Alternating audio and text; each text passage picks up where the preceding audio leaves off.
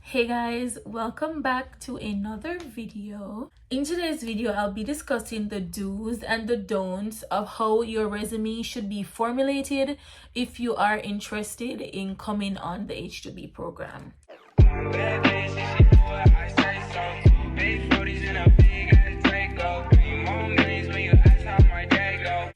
Now, first thing first, there's no such thing as an American version of a resume or a Jamaican version of a resume. So a lot of my fellow Jamaicans, they were a bit confused onto, oh, is my resume in the American format? What is the American format of a resume? There's no such thing. The only thing is that what we use in Jamaica, you just have to remove certain things in order for it to be, what would I say, up to par for an American employer. So with that being said, one very important thing to note is to always keep your resume in the PDF format. That format is most acceptable. No one really likes when your resume is in the Word format. And even if you create your resume using Microsoft Word, you can always convert it to PDF when you're saving it on the computer.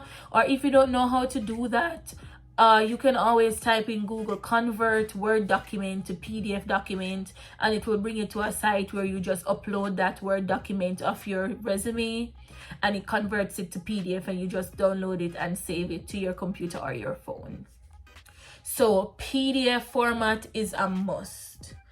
Also, it is very important for you to keep your resume 1 page length, just 1 page. No one has the time to be reading a 3-page, 4-page, 2-page resume. That is OD. That is just doing too much. At the top, you should have your name.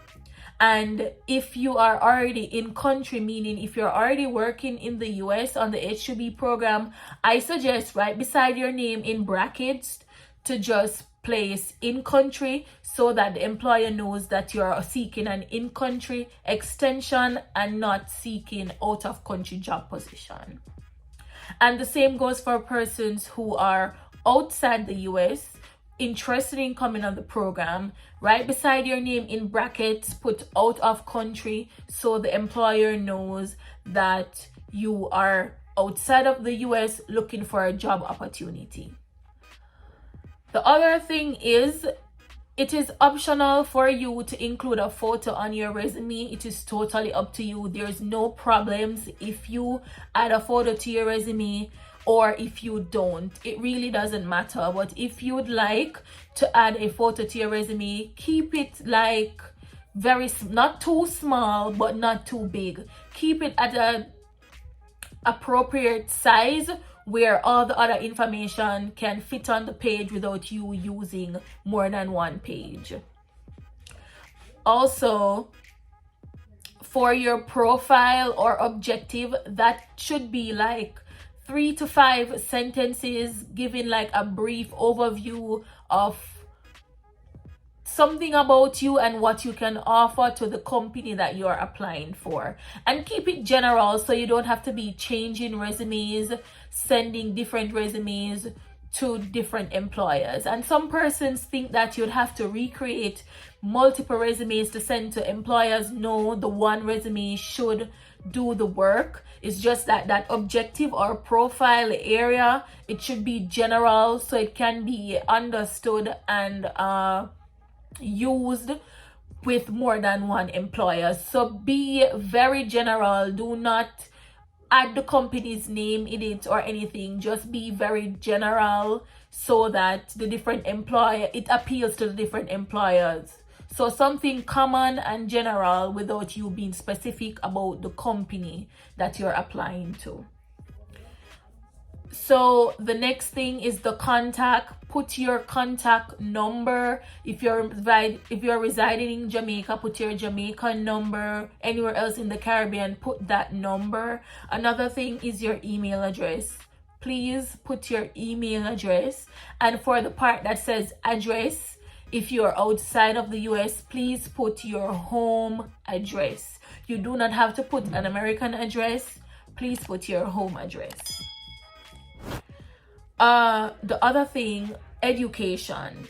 When it comes to the education portion, you should only have high school or college. That's if you attended college. Now, most employers, they prefer someone who have completed high school. And even if you haven't completed high school, they're not going to ask for proof of certification showing that you have completed high school.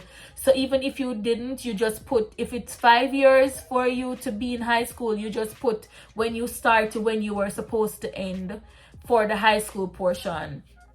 And under the high school, you just put diploma, because that is what you get once you graduate some high schools are different, but in the US, to them, once you have completed high school, you would be given a diploma. So just put a diploma. They're not going to ask for proof of your diploma or proof of high school completion certificate or anything like that.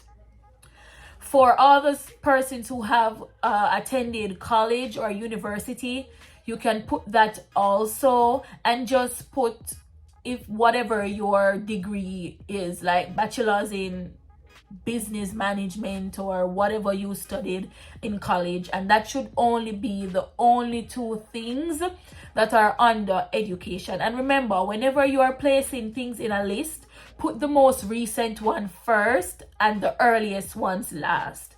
So for in a case like this, you went to college, for education, your college would be first, and then your high school will be second. Do not include your primary school or secondary school or middle school or whatever. Wherever you are living in the world, just put your high school and your university.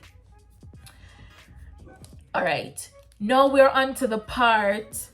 Oh, and another thing to note for education, for persons in the Caribbean, you know that we sit CXC and Cape. Remove your CXC results and your Cape results. Remove the subjects that you sat in CXC and Cape. The US employers, they don't have a clue what that is. It's not relevant to them. They're not looking at that. So remove all your CXC and Cape results and subjects. Employment. Ensure that you put the 3 most recent job experiences you have. If you are currently working, you can put that job on it. It doesn't matter. But just as I'm saying before, when listing, put the most recent one first, and then whatever falls under in that order, you put that. And in order for everything to fit on one page, the 3 most recent job experiences should be able to fit everything on one page. And that little section that, you know, after your list where you have worked and your position and for how long, you should put a brief description of what your duties or responsibilities were. And I would say keep it between 1 to 2 sentences long in order for everything to fit on one page. Then we're going to come on to skills. The skills area is what you have experience in. So if you were ever a front desk agent in your home country and whatever software system you guys used at your company, you can put that as a skill, because you might not know if that's the same software system they're using when you apply for that US employer. So if you have used specific software when working, you can put that as a skill, because that shows that you have experience and know how to maneuver the system. But if you don't have any experience in that area, some examples of skills that you can add are like interpersonal skills, problem solving skills, time management, team orientated, communication, active listening, and so forth, so on. If you don't have an idea of what you'd like to put, you can always go on Google the skills to be added to a resume, and a whole variety will pop up, and you just pick like 4 or 5 that you think you possess, the skills that you think you possess, and add it to your resume.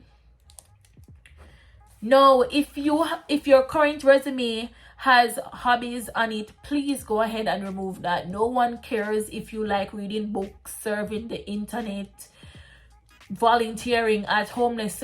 They don't care. So just go ahead and remove all the hobbies. Remove hobbies overall from your resume, because that's not relevant to the employer. And if you have gotten awards, you can go ahead and remove that also. The employer do not care if you were ever awarded for anything, because your resume is like a little insight on like your little background, and then when you do the interview, that's what seals everything. You sell yourself better in your interview than what your resume shows. And even though you remove like the awards and stuff from your resume, when you're doing your interview, you can always mention that to the employer. So the interview is really what the employer looks forward to in comparison to the resume. And then references. It is okay to have references on your resume. I would say keep it between 2 to 3 referees on your resume, nothing more than that, because remember, you want everything to fit on one page. And that is it. And I will go over the topics, the little subtopics your resume should have. So your name, in a bracket beside your name, ensure to put either out of country if you're not currently working in the US, or in country if you are working in the US. It is optional for you to add a photograph to your resume. For the profile, it should be about 3 to 5 sentences with a brief description of who you are and what you can offer to the employer. Employment should only be your 3 most recent job experiences. Add your home country address, add your email address, add your contact number. For the education portion, you should only have your high school, and if you attended college or university, you can go ahead and add that also. For skills, if you have skills in software experience or not, you can Google some skills to add on your resume. For references, it should only be 2 to 3 referees on your resume. So that is basically it. It's pretty easy and simple. It's not hard. And at the end of this video, I will place a photo of a good example of what the resume should look like. So that is that, guys. So I hope this video was helpful with what you should remove from your resume and what you should add on if you don't already have it. So I hope this video was helpful to everyone that's watching, and stay tuned for more H2B content.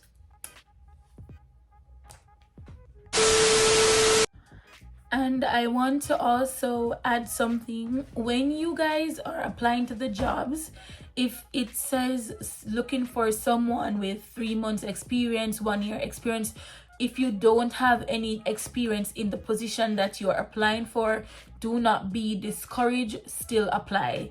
Because even though they post that they need persons with experience, once you come into the US and start working for them, before you even start working for them, they're going to train you. They're going to teach you everything that you're supposed to know about the job position, how you're supposed to operate, holding that title, and so forth. So do not be discouraged or afraid to apply for the jobs that are seeking persons with experience. Still apply, because once you get here, they're going to train you. So apply, regardless of how many months or how many years experiences they're looking for.